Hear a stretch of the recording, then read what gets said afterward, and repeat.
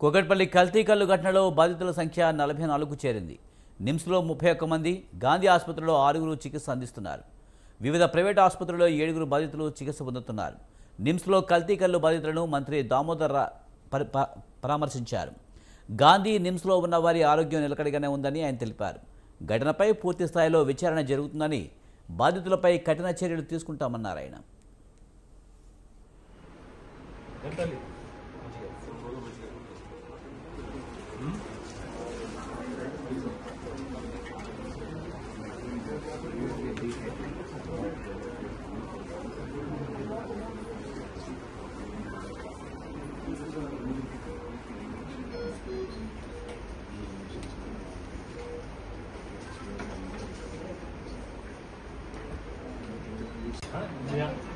అమ్మగారు ఎక్కడ పోయినా బాగా ఎట్లుంది ఇప్పుడు మంచిగా ఎంతల్లి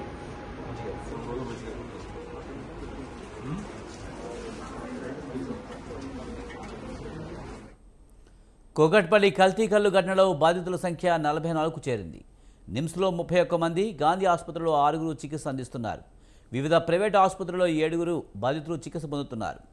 నిమ్స్లో కల్తీ కల్లు బాధితులను మంత్రి దామోదర పరామర్శించారు. గాంధీ నిమ్స్లో ఉన్న వారి ఆరోగ్యం నిలకడగానే ఉందని ఆయన తెలిపారు. ఘటనపై పూర్తి స్థాయిలో విచారణ జరుగుతుందని, బాధితులపై కఠిన చర్యలు తీసుకుంటామన్నారు ఆయన.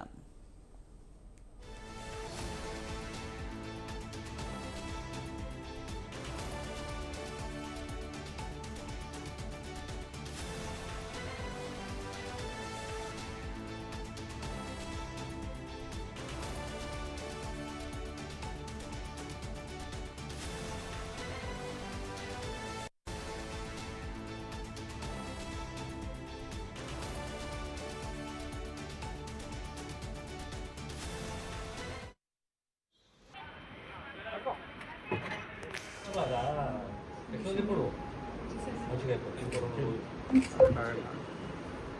ఎంతల్లి మంచిగా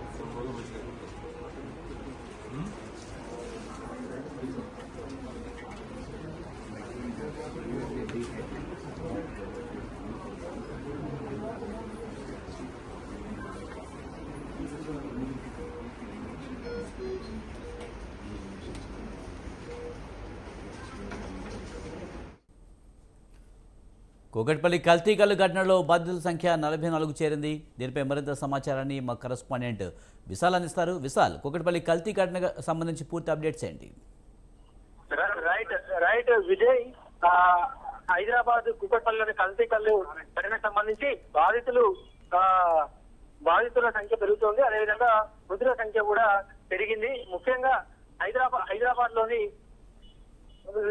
కూకట్పల్లిలో ఉన్న హైదర్ నగర్, భాగ్యనగర్, ఇందిరా హిల్స్, అదేవిధంగా గడిపూడ, తాండా లాంటి ఏరియాలలో శుక్రవారం, శనివారం, ఆదివారం లాంటి ఆ రోజులలో కొంతమంది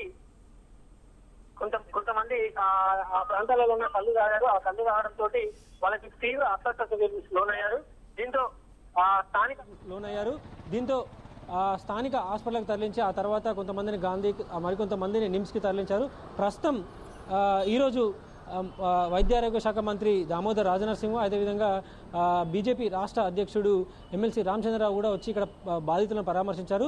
ప్రస్తుతం మొత్తం 44 మంది ఈ కల్తీ కళ్ళు బారిన పడగా నిమ్స్లో 31 మందికి ట్రీట్మెంట్ జరుగుతుంది. వీరిలో అందరి పరిస్థితి కూడా నిలకడగా ఉందని హెల్త్ మినిస్టర్ దామోదర్ రాజనరసింహ తెలిపారు. ఇక మరో 6గురు గాంధీ హాస్పిటల్లో చికిత్స కొనసాగుతుంది. ఇంకో 7గురికి వివిధ హాస్పిటల్లో ట్రీట్మెంట్ కొనసాగుతుందని కూడా తెలిసింది. ఇక రాష్ట్ర వ్యాప్తంగా ఉన్న అన్ని కళ్ళు కంపౌండ్లపై తనిఖీలు చేస్తాము. అదేవిధంగా వాటన్నిటిపై నిఘా ఉంచుతామని కూడా హెల్త్ మినిస్టర్ మీడియాకు తెలియజేశారు. ఇక ఇప్పటి వరకు ప్రభుత్వం అధికారికంగా ప్రకటించలేదు, కానీ ఈ కల్తీ కళ్ళు బారిన పడి 6గురు చనిపోయినట్టుగా కూడా తెలిసింది. అయితే ప్రభుత్వం మాత్రం ఇప్పటి వరకు ఈ ఎంతమంది చనిపోయారనేది ఇప్పటివరకు అధికారికంగా ప్రకటించలేదు. ముఖ్యంగా హైదరాబాద్లోని కళ్ళు కంపౌండ్లలో ఆల్ఫ్రాజోలం, క్లోరోహైడ్రేట్, డైజోఫామ్ లాంటి కెమికల్స్ కలిపి ఒక మత్తు వచ్చే విధంగా కూడా కళ్ళును తయారు చేసి విక్రయిస్తున్నట్టు కూడా తేలింది. గతంలోనూ ఎన్నో కల్తీ గల్లు ఘటనలు జరిగాయి. అప్పుడు కూడా ఇలాంటి కెమికల్స్ వాడినట్టు కూడా గుర్తించారు. కానీ పూర్తి స్థాయిలో వాటి మీద నిఘా లేకపోవడం, తనిఖీలు లేకపోవడంతో ఇలాంటి ఘటనలు పునరావృతం అవుతున్నాయని ప్రతిపక్ష పార్టీ నాయకులు చెప్తున్నారు. ఇక ప్రస్తుతానికైతే ఈ కల్తీ కల్లు ఘటనకు సంబంధించి బాధితులకు నిమ్స్ హాస్పిటల్లో 31 మందికి ట్రీట్మెంట్ కొనసాగుతుంది. మరో 6గురికి గాంధీలో కొనసాగుతుంది. ఇంకో 7గురికి వివిధ హాస్పిటల్లో ట్రీట్మెంట్ కొనసాగుతుంది. అయితే ఈ కల్తీ కల్లు ఘటన బయటకు వచ్చినప్పుడు పెద్దగా దీని ప్రభావం అంటే దీని ఒక చిన్న కేసుగానే చూశారు. కానీ మృతుల సంఖ్య పెరగడం, బాధితుల సంఖ్య కూడా పెరగడంతో ప్రభుత్వం దీని ఇష్యూని సీరియస్గా తీసుకుంది. ముఖ్యంగా బాధితులే స్వయంగా ఒక్కొక్కరిగా నిమ్స్ హాస్పిటల్కు చేరుకున్నారు. మంగళవారం సాయంత్రం వరకే 15 మంది ఉండగా ఆ తర్వాత బుధవారం మధ్యాహ్నానికి అది మరింత 21 మంది చేరుకుంది. అది మళ్ళీ బుధవారం రాత్రి వరకల్లా 31 చేరుకుంది. దీంతో మొత్తం 44 మందికి బాధితులకు చేరుకోవడంతో రాష్ట్ర ప్రభుత్వం ఈ కల్తీ కల్లు ఘటనను సీరియస్గా తీసుకుంది.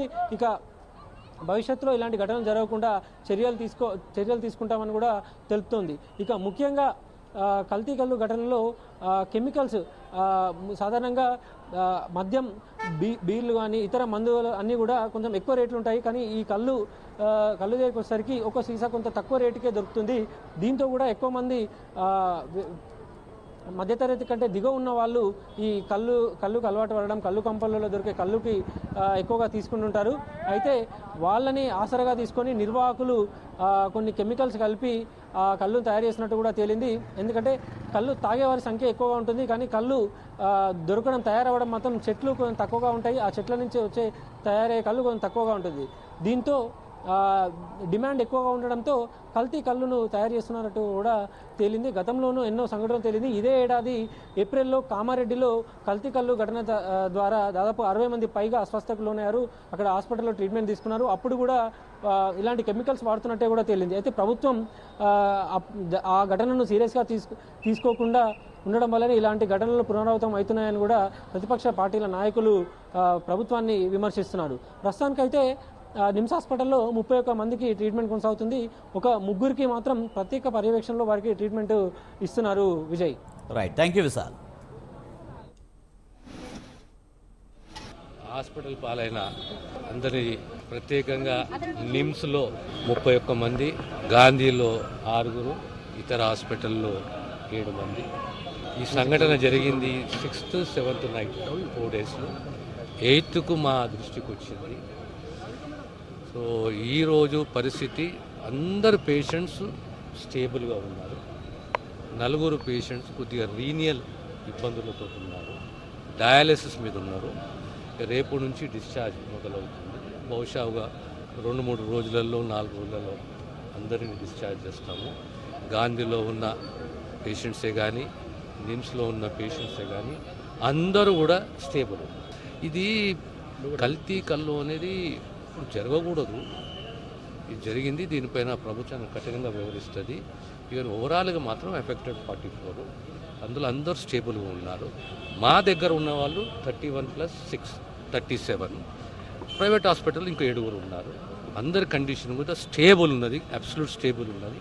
బహుశా అన్న 3 days 4 days మ్యాక్సిమం 5 daysలో అందరినీ డిశ్చార్జ్ చేస్తారు. ఇప్పుడు కల్తీ కళ్ళు అనేది ప్రమాదం. అంటే కళ్ళు అనేది మన ఒక లైఫ్ స్టైల్లో ఒక భాగం గ్రామాలలో. కానీ కల్తీ అనేది ఎప్పుడు కూడా మనము ఉపేక్షించేది లేదు. Will not entertain it. Hospital పాలైన